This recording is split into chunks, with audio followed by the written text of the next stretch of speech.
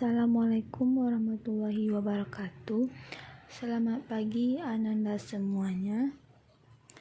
Puji dan syukur kita panjatkan kehadiran Allah Subhanahu wa Ta'ala yang telah melimpahkan rahmat dan karunia-Nya sehingga kita dapat hadir dan berkumpul di sini. Tak lupa salawat serta salam kita sampaikan kepada Nabi besar Muhammad Sallallahu Alaihi Wasallam. Allahumma sholli ala Sayyidina Muhammad wa ala ali Sayyidina Muhammad. Baiklah, materi pertemuan hari ini kita akan membahas tentang manajemen sarana dan prasarana. Yang mana manajemen sarana prasarana ini menurut Ibrahim Bafadal tahun 2010 nomor 2, yaitu manajemen merupakan suatu proses kerjasama pendayagunaan semua perlengkapan secara efektif dan efisien meliputi perencanaan, pengadaan, pendistribusian, penggunaan, pemeliharaan, inventaris, dan penghapusan. Kemudian menurut Mulyasa, manajemen sarana dan prasarana itu merupakan mengatur dan menjaga sarana dan prasarana pendidikan agar dapat memberikan kontribusi secara optimal dan berarti dalam proses pendidikan. Jadi, manajemen sarana prasarana ini merupakan sebagai kegiatan sementara mulai dari merencanakan kebutuhan, pengadaan, menyimpan, dan penyaluran, pendayagunaan, pemeliharaan, pengintegrasian, dan penghapusan serta penataan lahan, bangunan, perlengkapan, dan perabot sekolah yang tepat guna dan tepat sasaran. Jadi selanjutnya jenis-jenis sarana dan prasarana yang ditinjau dari dua aspek, yaitu yang pertama ditinjau dari jenisnya. Yang pertama, fasilitas fisik seperti kendaraan, mesin tulis, komputer, perabot, alat peraga, model, media, dan sebagainya. Yang kedua, fasilitas non-fisik yang seperti manusia, jasa, dan uang. Yang kedua, ditinjau dari sifat barangnya, terbagi dua, dari yang sarana pendidikan yang bergerak dan tidak bergerak. Jadi yang sarana pendidikan yang bergerak ini maksudnya yang bisa dipindahkan sesuai dengan kebutuhan pemakainya.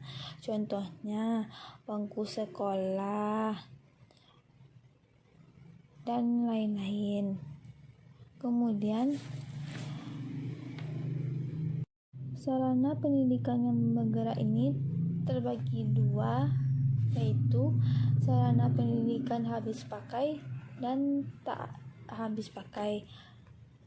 Contoh dari pendidikan yang habis pakai seperti kapur tulis, tinta, kertas, spidol, penghapus, sapu, dan lain-lain.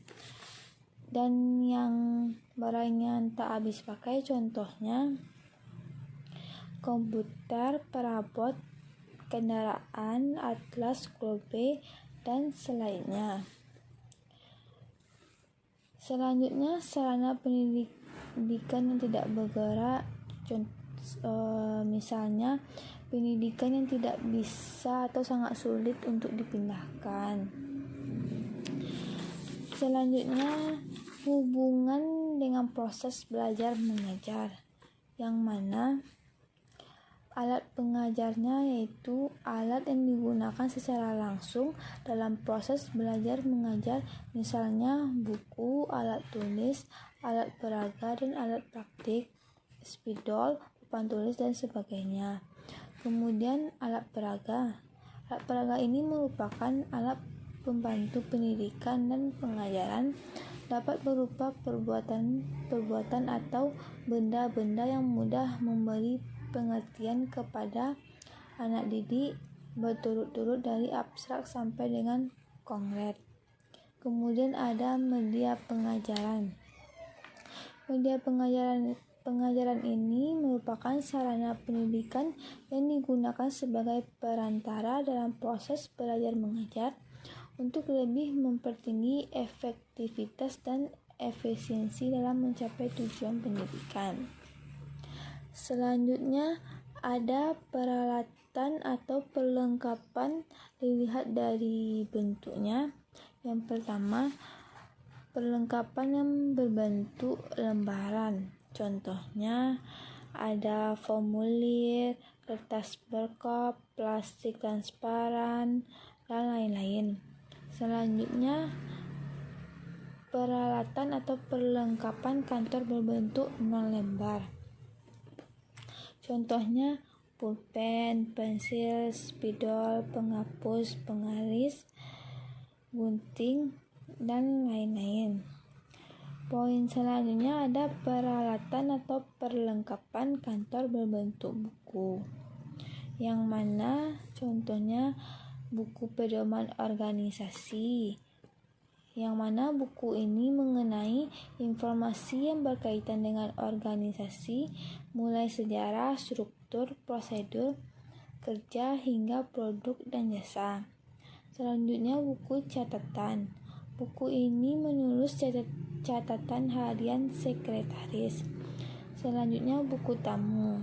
Buku ini digunakan untuk mencatat daftar tamu yang datang ke perpustakaan. Selanjutnya buku agenda.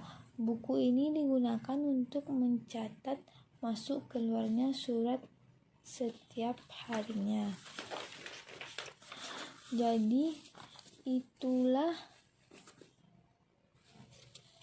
materi dari manajemen sarana prasarana, yang mana ada pengertiannya, jenis-jenisnya, hubungannya dengan proses belajar mengajar, dan peralatan atau perlengkapan dilihat dari bentuknya. Mungkin sampai di sini dulu materi yang Ibu sampaikan. Jika ada salah mohon dimaafkan.